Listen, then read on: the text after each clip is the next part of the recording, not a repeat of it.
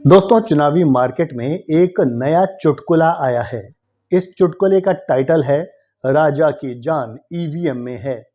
इस चुटकुले को सुनाने वाले वही हैं जो ईवीएम की मदद से तेलंगाना और कर्नाटक में बम्पर जीत पाकर सत्ता में बैठे हैं। 2023 एक ऐसा साल रहा है जब ईवीएम को स्कैम बताने वालों ने ईवीएम की मदद से ही कर्नाटक और तेलंगाना जैसे राज्यों में बड़ी चुनावी जीत हासिल की थी। तेलंगाना विधानसभा चुनाव 2023 में कांग्रेस ईवीएम की मदद से सबसे बड़ी पार्टी बनकर उभरी थी। पार्टी ने ईवीएम की मदद से राज्य की 119 विधानसभा सीटों में से 64 सीटें अपने नाम की।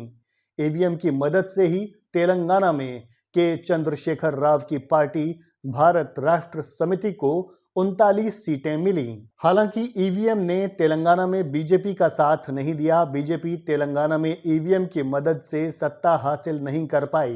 बीजेपी को ईवीएम केवल 8 सीटों पर ही जीत दिला पाई। सवाल है कि क्या 2023 में तेलंगाना की हवाओं में कुछ ऐसी तरंगें घूम रही थीं जो सिर्फ कांग्रेस नेताओं की बातें सुनकर ही काम करती थीं?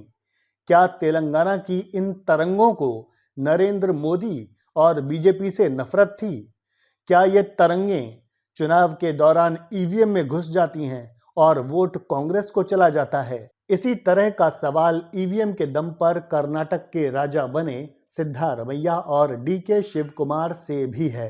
क्या कर्नाटक में पिछले विधानसभा चुनाव के दौरान कांग्रेस ने किसी जादू टोने का इस्तेमाल किया था? आखिर क्या वजह है जो राजा की ईवीएम ने 2023 में कांग्रेस को कर्नाटक में बम्पर जीत दिलाई और उसे 224 विधानसभा सीटों में से 135 सीटों पर जीत हासिल हो गई?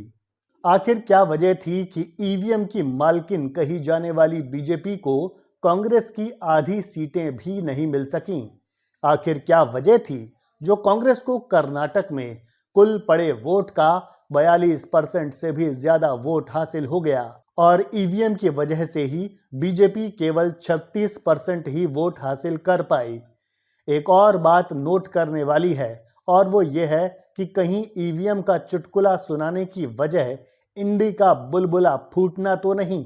कहीं ऐसा तो नहीं कि कर्नाटक और तेलंगाना में ईवीएम के राजा को एहसास हो चुका है कि लोकसभा चुनाव 2024 में जनता उनकी पार्टी की हालत वो करने वाली है जो आज तक नहीं हुई है।